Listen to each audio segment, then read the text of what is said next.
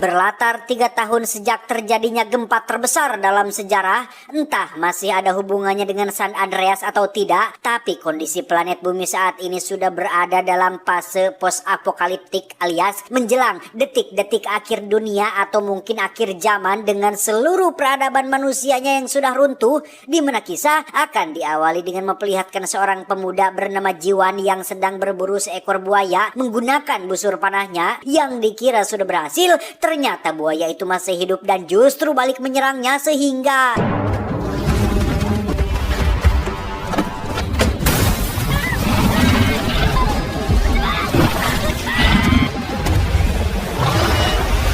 ya, inilah jagoan kita semua yaitu Donli yang merupakan sahabat dekat Jiwan. Hanya bermodalkan sebilah golok, beliau berhasil mengkadek si buaya hingga beliau tewas saat itu juga.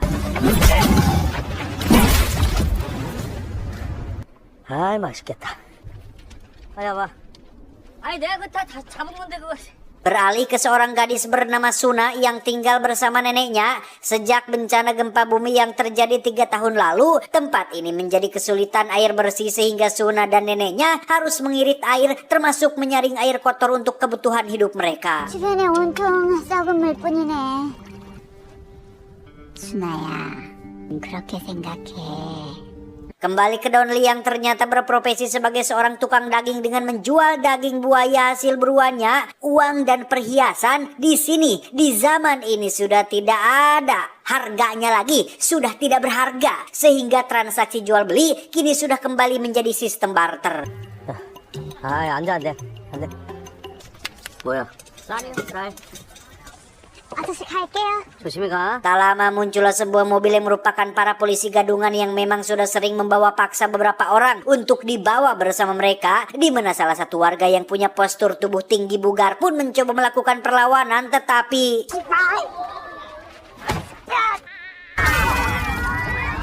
disitulah mereka melihat sosok Suna yang tampak masih muda, sehat, dan cantik. Sehingga tanpa banyak pikir panjang, salah satu polisi gadungan pun menjambak Suna untuk ikut bersama mereka. Melihat gadis yang disukainya sedang kesulitan, Jiwan yang sedari tadi sudah menahan kesabaran pun akhirnya turun tangan juga. Namun karena jumlah mereka lebih banyak, maka dialah yang justru harus dikeroyok rame-rame oleh para polisi gadungan tersebut.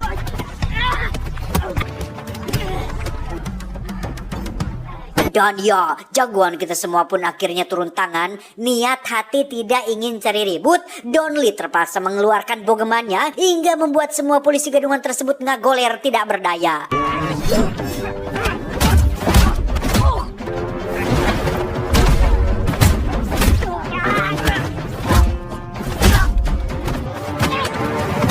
Salah satu polisi gadungan pun mengaku mereka hanya menjalankan tugas sesuai perintah dari seorang penjahat bernama Tiger yang ternyata Donli pernah mengenalnya di masa lalu. Lantas ia pun melepaskan mereka semua sembari menitipkan salam untuk orang bernama Tiger tersebut.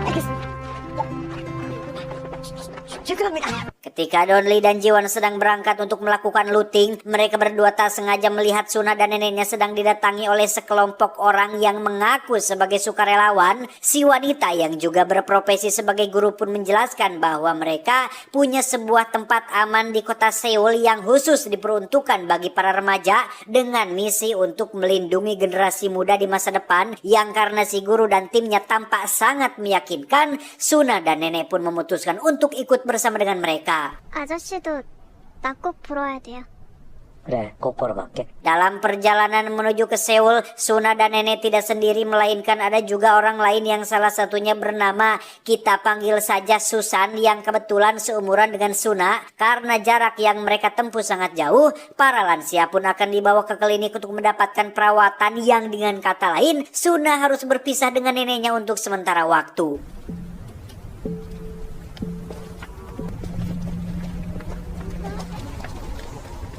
Alih-alih dibawa ke klinik, neneknya Suna dan seorang kakek pun malah dibawa ke tepi jurang dan dihabisi di tempat tersebut, di mana pada waktu yang bersamaan, Donli dan Jiwan yang sedang looting pun menyaksikan kejadian tersebut sehingga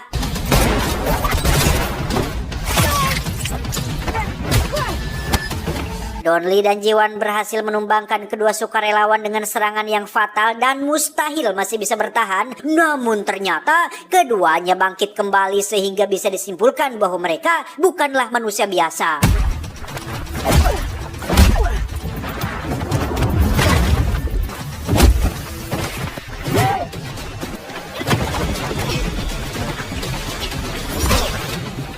Dan ya, muncullah seorang wanita asing yang membantu Donli dan Jiwan sehingga mereka berhasil menumbangkan kedua sukarelawan jahat tersebut dengan cara memenggal kepalanya. Setelah menguburkan si nenek dengan layak, Donli dan Jiwan pun menghampiri si wanita asing yang bernama, kita panggil saja Yuli. Ia mengaku adalah mantan sersan tentara di pasukan khusus dan kedua sukarelawan yang barusan mereka hadapi adalah mantan anak buahnya. Yuli juga menjelaskan bahwa si guru dan kelompok sukarelawannya adalah orang jahat. Begitu pula tempat yang mereka tuju bukanlah suatu tempat penampungan yang baik seperti yang si guru ceritakan, melainkan sebuah gedung apartemen yang sangat-sangat berbahaya. Yuli pun menceritakan kronologi yang berawal sejak 1 tahun yang lalu. Saat itu ia dan rekannya yang bernama Kwon tengah melakukan pencarian terhadap orang-orang yang masih bertahan hidup dari bencana gempa, sampai akhirnya mereka tak sengaja menemukan sebuah gedung apartemen yang masih berdiri kokoh dan memutuskan untuk menjadikannya tempat penampungan bagi orang-orang yang masih bertahan hidup. Sampai suatu hari muncullah seorang dokter bernama Yang Gisu, satu-satunya dokter yang mungkin masih hidup di planet bumi ini. Alih-alih membantu orang yang membutuhkan, dokter Gisu ternyata melakukan semacam eksperimen yang melibatkan remaja dan anak-anak di bawah umur. Beliau rupa-rupanya sedang melakukan penelitian untuk menciptakan manusia generasi terbaru yang digadang-gadang mampu bertahan hidup dari kondisi ekstrim seperti dapat hidup tanpa makan dan minum selama berbulan-bulan, memiliki ketahanan terhadap kondisi ekstrim dan luka dengan tingkat yang fatal, yang pada intinya Dr. Gisu sedang menciptakan manusia yang sulit mati. Namun mengetahui eksperimen ini harus melibatkan remaja dan anak di bawah umur, Yuli tentu saja menolak ide tersebut sehingga terjadilah sedikit perdebatan yang diakhiri dengan pemaksaan dari rekannya sendiri yaitu Kwon yang ternyata lebih memihak kepada Dr. Gisu ketimbang sahabatnya sendiri.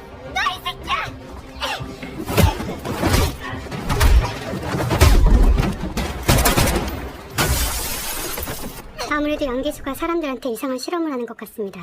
Beralih ke Suna dan kawan-kawan yang sudah sampai di lokasi apartemen, mereka langsung disambut oleh Dr. Gisu yang memberikan sedikit pidato sebelum akhirnya Suna dan kawan-kawan dibawa ke kamar mereka masing-masing. 네, 여러분들 그동안 저 밖에서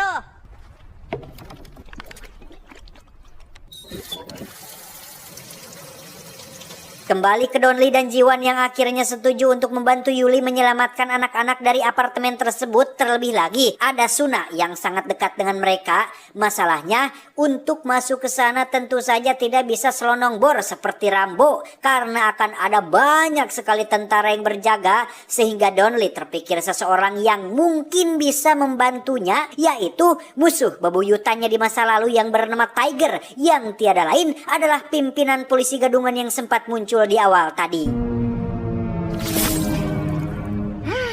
Dan inilah bebenguk Tiger, ketua preman akhir zaman yang sedang melakukan duel dengan kelompok preman lain, di mana saat kedua kelompok tidak terima dengan hasil pertarungan, maka terjadilah tawuran yang cukup brutal dan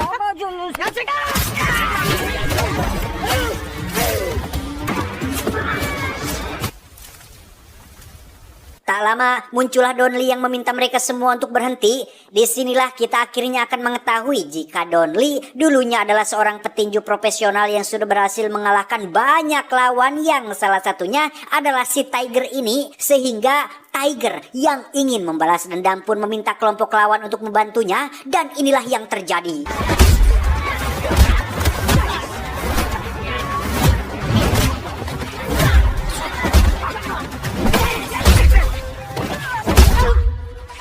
Ya, Tiger pun meringis kesakitan hanya dengan satu bogeman yang dilayangkan Donli. Sementara kelompok lawan memilih kabur meninggalkan tempat tersebut. Donli pun menginterogasi satu persatu anak buah Tiger termasuk Tiger sendiri tentang di mana lokasi apartemen yang dimaksud dan bagaimana cara untuk bisa masuk ke sana. Yang karena mereka semua memilih bungkam, maka jangan salahkan Donli apabila ia memberikan sedikit shock terapi yang cukup brutal dan pastinya menyakitkan. 그럼 좀 자고 있어.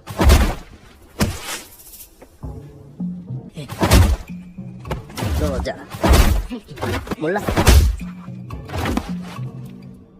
Tak ingin bernasib sama seperti anak buahnya, Tiger pun memilih jujur dengan menjelaskan bahwa Dr. Gisu dan pasukan sudah berhasil menguasai semua air bersih sehingga Tiger mau tidak mau harus bekerja untuk Dr. Gisu dengan cara mencari remaja dan anak-anak untuk ditukarkan dengan air bersih. Yang ketika Donli sudah mendapatkan apa yang dia inginkan, maka Tiger pun disuruh tidur meski ia belum mengantuk. 그래, 말하느라고 피곤할 텐데 한숨 자라.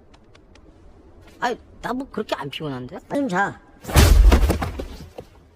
Beralih ke apartemen, Dr. Gisu mulai memberikan arahan kepada para tamu baru bahwa orang yang usianya di atas 30 akan tinggal di lantai bawah untuk bekerja sebagai penyaring air bersih bersama dengan para pekerja lain. Sementara untuk remaja akan dibawa ke lantai atas untuk mengikuti kegiatan belajar mengajar demi tetap mencerdaskan generasi masa depan.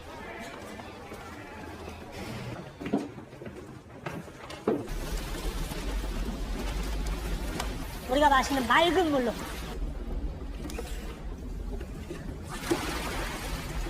Suna yang sudah tiba di dalam kelas pun mulai menyadari adanya kejanggalan saat melihat raut wajah para murid yang tampak lebih diam dan patuh dengan tatapan yang kosong. Bahkan terdapat bekas luka di bagian belakang telinga yang dimiliki oleh hampir semua murid yang ada di kelas tersebut. 계속해서 물과 식량을 낭비되어 왔던 거예요. 그래야만 생존할 수 있는 이 Tak lama semua murid pun dibagi botol air minum, di mana saat mereka langsung meminumnya, Suna justru malah menanyakan keberadaan neneknya sehingga si guru pun menjawab bahwa nenek Suna sakit parah sehingga harus mendapat perawatan 2-3 hari lagi. Yang hal itu tentu saja membuat kecurigaan Suna semakin bertambah dan memutuskan untuk tidak meminum air tersebut. 미래입니다.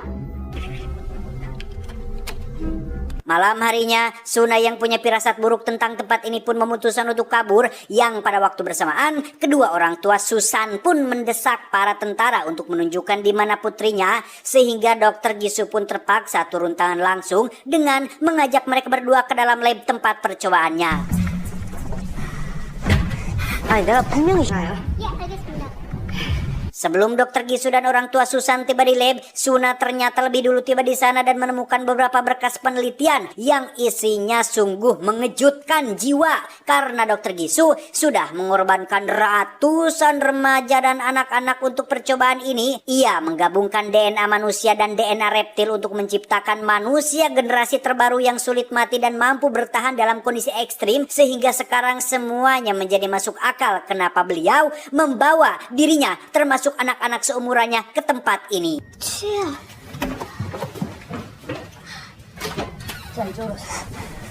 Suna pun dengan cepat bersembunyi saat Dr. Gisu dan orang tua Susan tiba di lab. Tanpa banyak basa-basi, Dr. Gisu langsung to the point bahwa dirinya sedang melakukan percobaan yang melibatkan remaja dan anak-anak. Bahkan putrinya sendiri pun ia jadikan subjek percobaan pertama demi memenuhi ambisi liarnya tersebut. 자. 주회장 자극시키지 마세요. 따님 위험합니다. Melihat Susan terbaring di atas meja operasi, sang ayah pun dengan cepat membangunkannya, yang justru malah memperburuk situasi ketika tubuh Susan mengalami kejang hebat hingga tewas seketika. Melihat subjek eksperimennya maut, Dr. Gisu pun marah besar dan menghabisi kedua orang tua Susan dengan cukup barbar. Karena Suna tedaik cicing dan mengeluarkan suara, Dr. Gisu pun berhasil menemukan keberadaannya dan menjadikan Suna sebagai subjek baru eksperimennya. 오빠 지금 잘 됐네. 젊다는 거 참 좋아. Keesokan paginya, Donli dan kawan-kawan pun sudah tiba di depan gerbang apartemen dengan si Tiger sebagai penunjuk jalan. Dengan dalih mengantarkan barang baru, Tiger pun mencoba melobi seorang penjaga agar diizinkan masuk, tetapi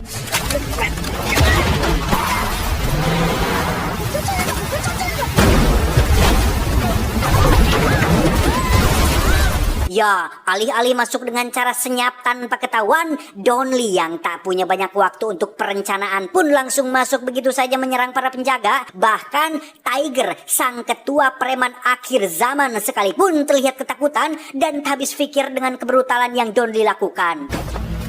저 사람들!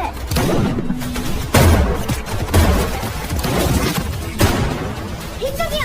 Melihat Donli CS merangsek masuk, si guru pun segera melaporkan hal itu kepada Dokter Gisu. Namun karena beliau sedang sibuk mengoperasi Suna, ia pun tetap melanjutkan pekerjaannya dan menyuruh si guru memberitahu Kwon untuk membereskan masalah tersebut. Palelol monyong.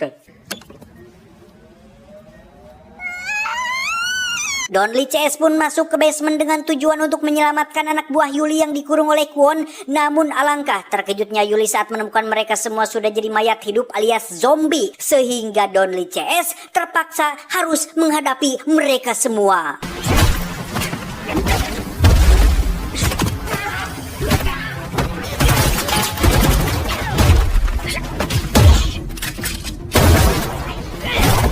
Selesai dengan para zombie, Donli CS kini harus menghadapi Kwon dan pasukannya yang sedang menuju ke basement. Tetapi Jiwan dan Yuli pun disuruh naik lebih dulu untuk menyelamatkan Suna. Sementara Donli sendiri akan menghadapi anak buah Kwon yang terus berdatangan, di mana ia mengalami sedikit trouble saat sedang akan mengambil goloknya akibat postur tubuhnya yang terlalu badigul.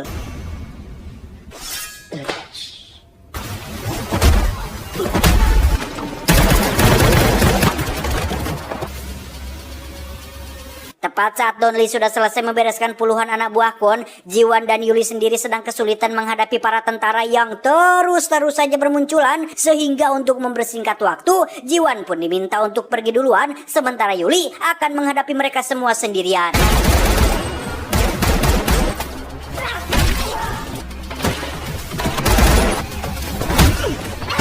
Dan ya, muncullah Kwon yang notabene adalah mantan rekannya sendiri, di mana mereka berdua terlibat duel menggunakan tangan kosong dengan Yuli yang sempat berhasil melukai wajah si Kwon.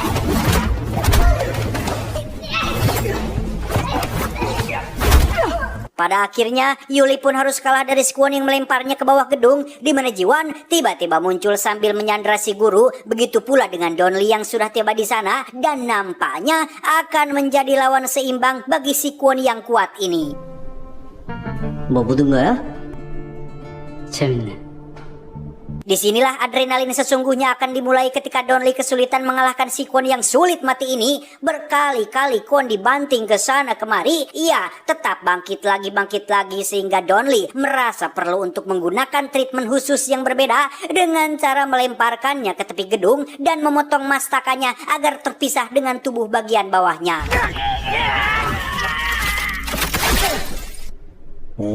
Menyadari pasukannya sudah habis, Dokter Gisu pun dengan cepat menyuntikkan serum yang dihasilkan dari sampel tubuh Suna tanpa ia sadar bahwa Suna tidak pernah meminum air yang disediakan di tempat ini. Padahal syarat utama agar serumnya bisa bekerja dengan sempurna adalah si subjek wajib meminum air yang sudah tercampur mikroorganisme khusus yang bertujuan untuk menstabilkan serumnya. Sehingga alih-alih memperkuat tubuhnya, Dokter Gisu justru mengalami masalah serius ketika serum tersebut menolak bersatu dengan metabolisme dalam tubuhnya.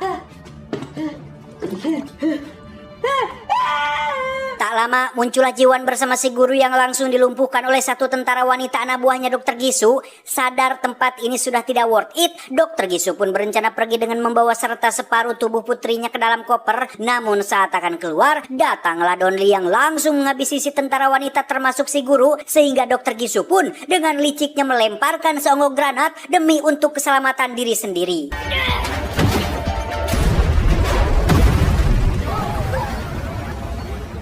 Setibanya di bawah, Dokter Gisu langsung dikerubuti oleh para orang tua yang meminta anak mereka dikembalikan. Dengan kondisi sebagian badannya yang mengalami bengkak benjolan akibat kegagalan serum, Dokter Gisu pun mulai menggila dengan mengambil sebuah senjata dan menembaki semua orang hingga tak sengaja mengenai koper berisi tubuh putrinya sendiri. Alih-alih akan membangkitkan kembali putrinya, Dr. Gisu justru harus mengalami 2 kali rasa sakit kehilangan putri tercintanya oleh karena perbuatannya sendiri. Yang tepat saat tubuhnya semakin membengkak tidak karuan, muncullah Donly dan kawan-kawan yang tanpa ragu langsung menghabisinya saat itu juga.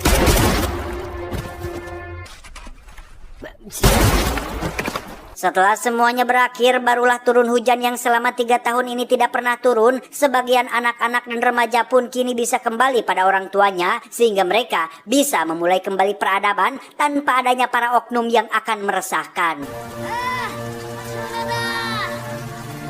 Beberapa waktu berlalu, Donly pun didatangi oleh beberapa orang bule. Mereka mengajak Donly untuk ikut bergabung dengan sebuah kelompok rahasia yang memiliki tujuan lebih besar untuk menyelamatkan alam semesta. Yang di situ Donly akhirnya berkenalan dengan seorang wanita yang sempat jadi idaman saya waktu kecil, yaitu Angelina Sonda, yang memberinya semacam kekuatan dan menamai diri mereka dengan seperti biasa ya teman-teman, yang terakhir hanya karangan saya saja. Endingnya palsu, sepalsu janji pasangan sebelum menikah. Tamat, ending yang cukup membagong.